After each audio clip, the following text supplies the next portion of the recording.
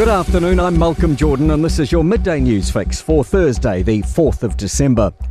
The Seniors Minister is promising to simplify the struggles for Kiwis making the big move into a retirement home.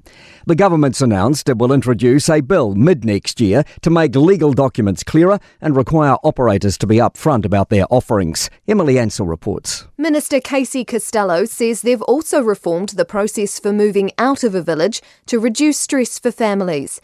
That includes letting residents apply for early access to funds in situations of specific need and immediately stopping weekly fees and deductions when they leave.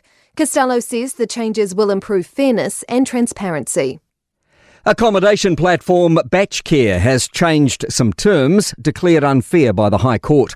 It's one of the first cases to consider contract terms imposed by digital platforms. Business reporter Michael Sergel has the details. The Commerce Commission says guests could lose everything they'd paid if they cancelled a booking and would still have to pay a service fee even if their booking was cancelled by Batchcare or the property owner. It says guests complained about being unable to get a refund during cyclones Hale and Gabrielle. Batchcare says it's adopted new terms to balance guest protection and owner confidence. The Taxpayers Union believes Andrew Costa should have been sacked, not left to resign as Social Investment Agency head. The former police commissioner's quit, accepting responsibility for shortcomings detailed in an IPCA report on how complaints were handled against his deputy at the time, Jevon McSkimming. Until he resigned, he was on 3 weeks' leave, paid $1,500 a day. Taxpayers Union spokesman Tori Ralph says that's a costly delay. The fact that taxpayers have paid 33 grand on gardening leave and a further 120 something grand on his payout is terrible. Boosting New Zealand's Defence Force staff could simply come down to improving pay and conditions. The Defence Force says it's dusting off the history books to see what was done in 1938 to quickly boost the ranks. It's continuing to struggle with recruitment numbers, with data showing more than 3,000 regular force positions and over 700 civilian roles vacant earlier this year. Former Defence Minister Ron Mark says the military doesn't have the backing of unions and can feel left behind. Successive governments have whittled down pay and conditions of the military because they've been able to do it without being challenged.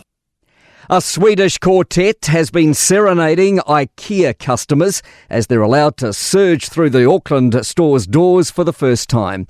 The mega retailer has cut the ribbon on its Made in Kiwi store 7 years after announcing plans.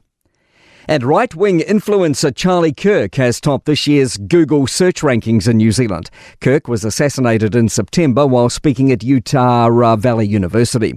Top searched Kiwis include boxer Joseph Parker, former Green MP Benjamin Doyle, pop star Lorde and Formula One driver Liam Lawson.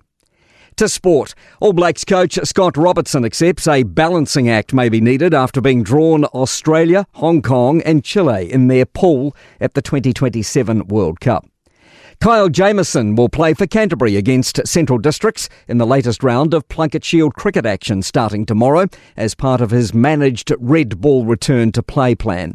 And Kiwi golfer Ben Campbell's refreshed and ready to have a crack at the Australian Open at Royal Melbourne starting today. I'm Malcolm Jordan. That's your latest news fix. We'll be back with the next update at 5 p.m. from the Newstalk ZB newsroom.